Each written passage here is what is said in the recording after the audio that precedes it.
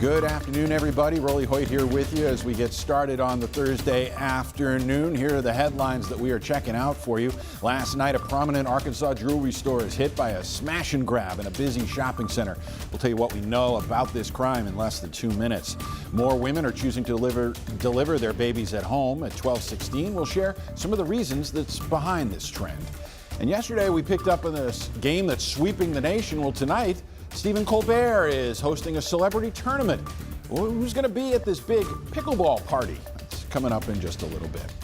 But it's chilly out there. Our man Nathan Scott has got some ideas of when we might finally start to warm up. Good afternoon, Rolly. You look behind you, lots of blue sky. Looks like a beautiful day, but you step outside and yeah, there's a chill to the air. Certainly, you'll need the coat this afternoon as temperatures are into the mid to upper 40s across the region. It's 48 in the capital city, 47 in Hot Springs, 42 in Stuttgart, and 46 in Russellville. But we've got a wind kicking in from the west-northwest, about 5 to as high as 13 miles per hour in Russellville.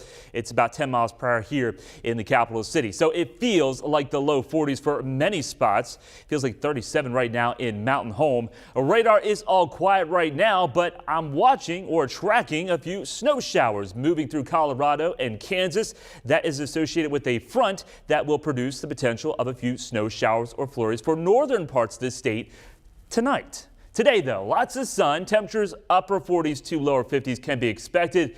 Friday, as that front makes its way through, it's going to bring in some much colder temperatures, and it's going to be a chilly end to the work week. I'll have more on that and your weekend forecast coming up.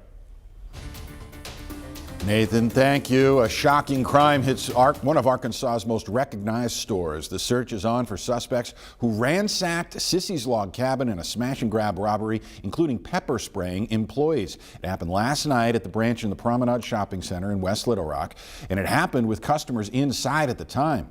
Police tell us several suspects entered the store, pepper sprayed employees, and then smashed the display cases and stole merchandise.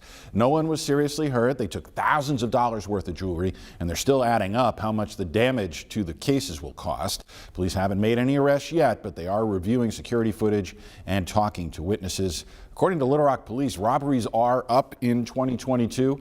Before this incident, LRPD reported 373 incidents so far this year. We're going to have more on this robbery tonight at 5 and 6. Let's go now to a THV 11 update. The document drama involving the city of Little Rock appears to be over as the city settled a lawsuit that kept Mayor Frank Scott Jr. from having to appear in court. Blogger Matt Campbell of the Blue Hog Report filed a motion to dismiss his lawsuit yesterday after the city agreed to pay a little over $8,500. The topic emerged late in the campaign for Little Rock mayor, with Campbell and others accusing Mayor Scott of deliberately holding up public documents. Campbell sued to get 13 documents he said hadn't been turned over properly after filing Freedom of Information Act requests. But he tells us that once the city's attorney's office got involved, all the records started flowing. As far as what the city's provided, the only thing we really even had a hiccup on over the last couple of weeks was the cell phone records, and we reached an agreement on that. They provided them in a form that was slightly redacted, but it was what I was looking for, and otherwise they've been very good about just providing everything as quickly as they got it. Little Rock Deputy City Attorney Alan Jones didn't explain why there was an initial delay, but admitted in court that the law wasn't followed in this instance. I don't have any particular reason why it was or wasn't, but yeah, as we admitted from the very beginning, the 3-day requirement was not fulfilled. That's why we're here, and that's why we admitted it from the start. Campbell tells us he's now received 90% of the documents that he requested from the city and says he's satisfied with that. Happening today, an effort to get smokers in Arkansas to put down the cigarettes, all part of the Great American Smokeout Day, asking smokers to pause for just 24 hours. Catherine Donald is the executive director of the Coalition for a Tobacco-Free Arkansas. She notes that the state is above the national average when it comes to tobacco use. And she says while young people using tobacco has decreased, that's a positive, it's still important to remember there's still some work to be done. The legal age of possession to purchase is actually 21 years of age. So, sometimes those numbers roll off of our tongue and we forget to think about, we're talking about young people. We have come a long ways in Arkansas. but we have a long ways to go. Donald says another issue is states like New York, the cost of a pack of cigarettes is in the mid-teens. It's much cheaper here because the tobacco tax is just under $2.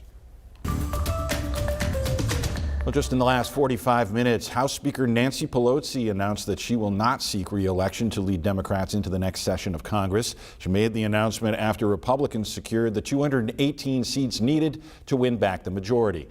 Natalie Brand filed this report just before her announcement and says the GOP leaders now may start focusing on investigating the Biden administration.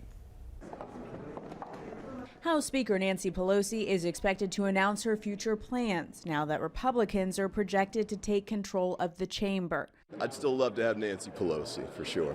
House GOP leader Kevin McCarthy, who's campaigning to become Speaker of the House next session, appeared on Fox News Wednesday night and said that oversight of the Biden administration will be at the top of their agenda. One-party Democrat rule in Washington is finished.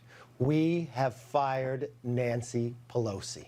House Republicans are already discussing potential investigations they'd like to launch. The Biden administration has answered none of our requests for information regarding the Biden family or the financial transactions they engaged in.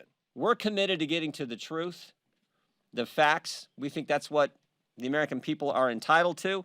The GOP win of the House sets the stage for a divided Congress, but with slim majorities in both the House and Democratic-controlled Senate.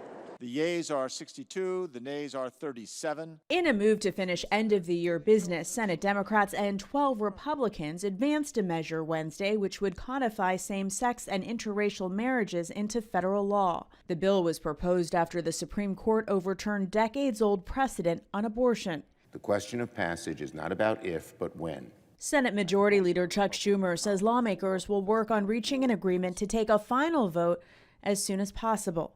Natalie Brand, CBS News, Capitol Hill.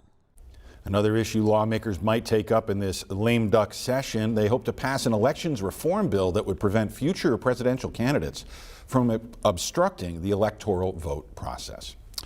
To Waukesha, Wisconsin, the man who killed 6 people and injured many others when he drove through a Christmas parade there has been sentenced to life in prison with no chance of release. It all comes after the judge rejected Darrell Brooks's arguments that mental illness caused him to do it. Wisconsin does not have the death penalty. The holiday season is almost here, and that means the post office faces huge pressure to get those extra packages out on time.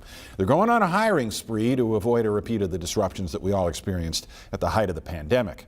But as Scott McFarland reports, some lawmakers are questioning whether it'll be enough. At her clothing business in Los Angeles, Bo Analoha says holiday mail deliveries help keep her store afloat. If I don't have timely delivery, it impacts my business because my staff is working harder, my staff is working longer hours, and then myself as well. The U.S. Postal Service says it's adding more package processing machines and is trying to hire approximately 28,000 seasonal workers to prevent a holiday crush and delays. We'll hear from Postal Service officials. But testifying before a congressional panel, a representative of managers and postmasters warns hiring won't be easy. He says recruitment efforts are already sluggish nationwide, including in California, plus New England and the Midwest, in a tight labor market. Postmasters that are short-staffed in many areas of the country are personally delivering mail on some routes in order to fulfill that mission. In some regions, advertised vacancies get no applicants. A new congressional investigation also found recent absenteeism problems at postal centers in Chicago, Philadelphia, and Baltimore, exacerbating worker shortages. If there's an absenteeism problem, what happens to delivery or performance? It slows down everything, and it affects, obviously, reliability for customers. We need to make sure that Postal Service is reliable and that people are on deck doing their jobs. And Aloha is encouraging her customers to shop early. We're starting to take our requests for packages for Christmas delivery. We don't want to wait and see, so we want to be proactive and guarantee those pieces to get there well before the time that they're needed. Postal worker representatives say the end result could be after dark, even nighttime deliveries between now and then, and the possibility of long lines as Workers try to unearth themselves from all the envelopes and boxes. In the meantime, here are the recommended deadlines for holiday deliveries. First-class mail, send it by December 17th. Priority parcels by the 19th and express mail by December 23rd. But as always, try not to cut it too close. Scott McFarland, CBS News, Gaithersburg, Maryland. More and more women are choosing to give birth outside of a hospital setting. In 6 minutes, mothers share their reasons for staying home. Skies are brilliant blue right now, but we'll see a lot of clouds on our Friday and much colder temperatures. They will stick around for the start of the weekend. I'll have more of those numbers and also talk about spotting the International Space Station this evening coming up.